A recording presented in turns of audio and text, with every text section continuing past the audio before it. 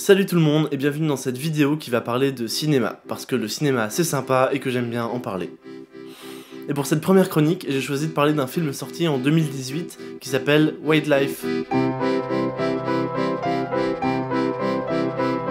Je vous préviens tout de suite, ça va spoiler, donc si vous ne voulez pas entendre que Bruce Willis était mort ou que Leonardo DiCaprio était à l'asile, bah arrêtez de cliquer sur des vidéos qui parlent de films que vous n'avez pas encore vus.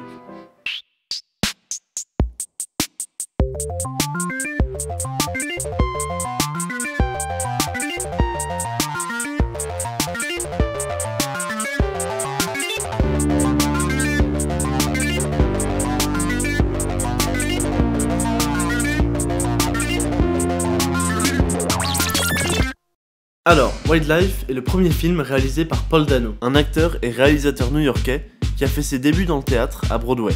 À 16 ans, il commence à tourner au cinéma, mais il se fait remarquer en 2006 avec le film Little Miss Sunshine, un très chouette road movie dans lequel il joue un ado mutique aux côtés de Steve Carell et Toni Collette et réalisé par Jonathan Dayton et Valerie Faris. Oh my God!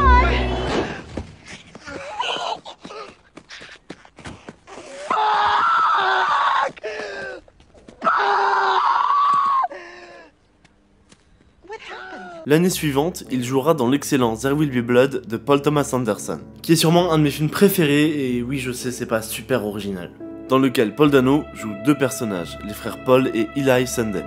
Sa performance est simplement excellente face à Daniel Day-Lewis en impitoyable mania du pétrole. I drink your milkshake.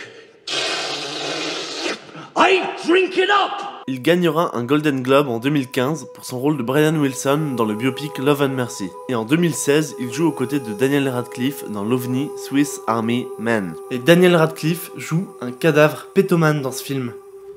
C'est très certainement un film que personne n'avait vu venir, aussi bizarre que touchant, il faut absolument le voir. Bref, Paul Dano, il a la classe. Et Dano a un jeu très intéressant, très théâtral, presque dans le surjeu parfois, mais ça fonctionne toujours. Et avec son visage rond et son physique de grand enfant, les réalisateurs ont l'air de vouloir qu'il en prenne plein la gueule.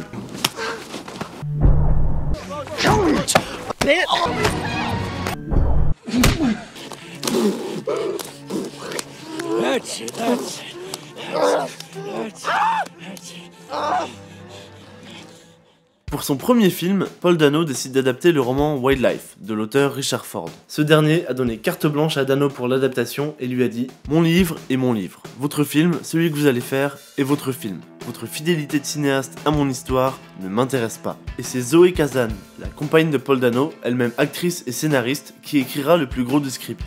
Elle a notamment écrit et joué dans Ruby Sparks, une comédie romantique encore réalisée par Dayton et Faris, et dans laquelle elle partage l'affiche avec Paul Dano.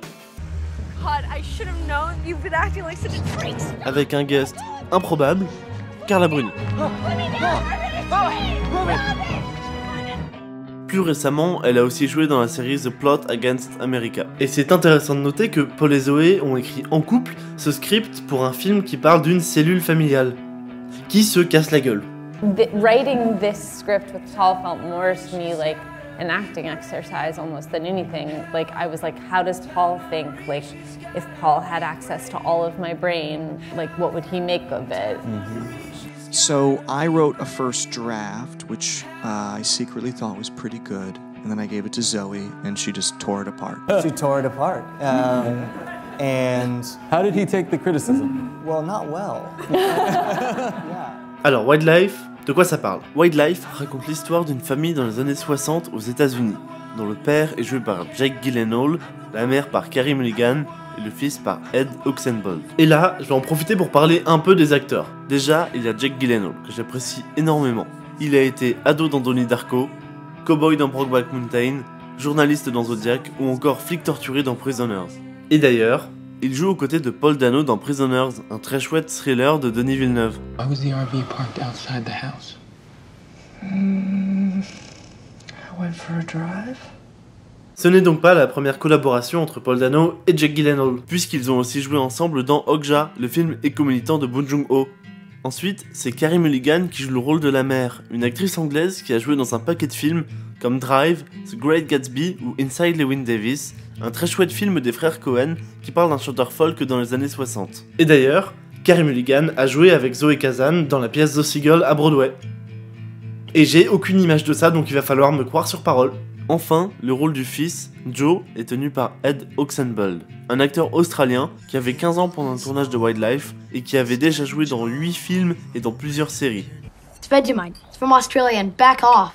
Donc, le film se passe en 1960 et on est présenté à la famille qui vient d'emménager dans la petite ville de Great Falls en Indiana. Et dès le premier plan d'ensemble, on peut apercevoir en fond qu'il y a un incendie dans les montagnes. Le père, Jerry, se fait renvoyer de son travail de prof de golf au country club où il travaillait parce qu'il pariait avec les clients du club. Le country club lui propose ensuite de revenir travailler, mais il refuse par fierté et passe ses journées dans sa voiture à observer les pompiers volontaires qui partent éteindre l'incendie dans les montagnes. Pendant ce temps-là, pour payer les factures qui s'accumulent, Jeannette trouve un travail en tant que professeur de natation et Joe commence à travailler dans un studio de photographie. Finalement, Jerry annonce qu'il va partir combattre le feu pour un salaire de misère, ce qui forcément provoque l'incompréhension de Jeannette et Joe. Une fois que Jerry est parti, Jeannette essaie de reprendre sa vie en main et veut trouver un meilleur travail. Elle commence à fréquenter un de ses élèves de natation, Warren Wheeler, un vendeur de voitures qui lui promet un poste en tant que secrétaire, qui est joué par Bill Camp, un très chouette second couteau, qui a récemment joué le détective Garrity dans Joker, un anesthésiste dans Mise à mort du cerf sacré et un fermier dans Dark Waters. Signifying nothing! Where you going, man? Is that too much? On a ensuite droit à une très belle séquence où Jeannette emmène Joe dans les montagnes pour aller voir le feu de lui-même. Jeannette emmène ensuite Joe à un dîner chez Warren. On assiste à tout un paquet de scènes embarrassantes pour Joe qui arrivera à son point culminant lorsque Jeannette se met à danser le cha-cha avec Warren. Voulez-vous cha-cha avec moi? Puis Warren embrasse Jeannette devant Joe. 2 fois. Ce pauvre Joe n'est pas au bout de ses peines, puisqu'une nuit, il verra Warren sortir nu de la salle de bain familiale et retourner dans la chambre de sa mère. Après qu'il soit parti, il tombe nez à nez avec elle dans la maison, et les deux ont une conversation poignante sur leur situation. If you've got a better plan for me, tell me. I'll try it. Really. Maybe it'll be better than this. I don't have one. Il se met enfin à neiger, ce qui signifie que Jerry revient puisqu'il n'y a plus besoin d'éteindre l'incendie. On assiste à des retrouvailles froides et Jeannette annonce qu'elle s'est prise un appartement en ville et qu'elle voit quelqu'un d'autre. Elle propose à Joe de venir vivre avec elle. Visiblement choqué, Jerry part avec Joe dans un bar dans lequel Joe lui avoue ce qui s'est passé lorsqu'il était parti.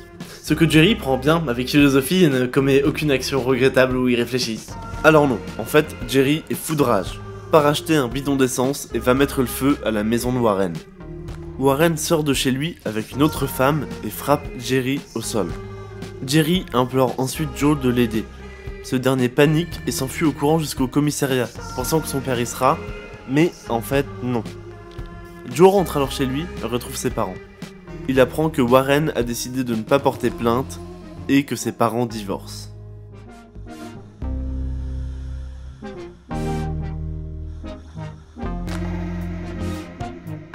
Une ellipse plus tard, on voit que Jerry travaille désormais comme vendeur et que Joe est resté habiter avec lui. Jeannette a déménagé à Portland pour être enseignante et elle revient à Great Falls pour le week-end. Le film se termine sur une très jolie scène en suspens dans laquelle Joe fait un portrait de famille assis au milieu de ses parents. Alors, pour commencer, j'aime beaucoup ce film. Et j'aime beaucoup ce film parce qu'il est beau. Les plans de la ville et des montagnes sont magnifiques. La mise en scène est épurée et efficace, et tout le film respire cette ambiance à la fois nostalgique mais intemporelle. Parce que plus que dans les années 60, le film se déroule à la période très particulière du passage à l'âge adulte. D'ailleurs, Paul Dano en parle en interview, de la manière dont il s'était retrouvé dans le livre et qu'il avait eu le sentiment d'avoir vécu ça, enfant. Cette période de réalisation que tout ne va pas bien dans le couple parental. I remember just discovering that my parents had problems. That they had past lives. And suddenly it was like one day you woke up and you were, I guess, not a kid anymore. Et tout le film, comme le livre, est construit autour du point de vue de Joe. Et les acteurs sont, je trouve, tous excellents dans ce film. Carey Mulligan, en particulier, qui navigue habilement dans un rôle pour lequel il aurait été facile de tomber dans le surjeu. Elle dit d'ailleurs en interview que c'est rare d'avoir un script dans lequel un personnage féminin est aussi bien écrit. I mean, 90% of the time you read the film apart and think, no one's thought about this at all. Bill Camp arrive également à rester sur cette ligne fine, d'un personnage légèrement antipathique mais pas au point d'être repoussant. Et aussi Jake Gyllenhaal, finalement peu présent dans le film mais toujours très juste. Et ça fait plaisir de voir un acteur aussi investi dans un film. Bon, déjà parce qu'il joue très bien dedans, mais aussi parce que Jake Gyllenhaal est producteur du film avec sa société de production. Et le cinéma art et essai a l'air de lui tenir vraiment à cœur. Films like this are really not easy to get made and then to get seen. And it's a completely different time for a filmmaker like Paul. And we can talk about what he will do and what we will want him to do, but in truth, I think, in order to see more of what he has to say and what Zoe has to say and what Carrie has to say in these types of films, it needs all of us together. I mean, because I have this feeling that it's being taken from us somehow. And it doesn't matter what medium it's in. It doesn't matter how we're watching it. We can have that conversation, and I've had that many times. And everybody's, who cares how it's seen? It needs to be made. Enfin, tout le film tourne autour de la thématique de la recherche de sens. Pour Jerry, qui aurait voulu être golfeur professionnel mais n'arrive pas à se faire à l'idée d'avoir une profession moins glorieuse. Mais aussi pour Jeannette, d'abord femme au foyer modèle des années 60 au début du film, puis qui prend son indépendance émotionnelle et financière. Et je pense qu'on peut faire le parallèle entre cette scène au tout début du film et celle-ci à la toute fin. Enfin Joe, qui est pris au milieu de la tempête et qui cherche du sens dans la cellule familiale. Et qui passe d'ailleurs ses journées à faire des portraits, mis en scène, donc artificiels, de familles parfaites. En conclusion, j'aime beaucoup Paul Dano, et je suis très curieux de voir ce qu'il va réaliser ensuite. Et si vous ne l'avez pas vu, regardez Wildlife, c'est un très bon film. Oh, et ça s'appelle Wildlife, une saison ardente en français. It's got a really cool French name. What was the French name they gave it? You thought that was cool? I think it was called like A Burning Season or something. I you loved it. Okay, That great. works too. Wildlife is way better. Wildlife's way better.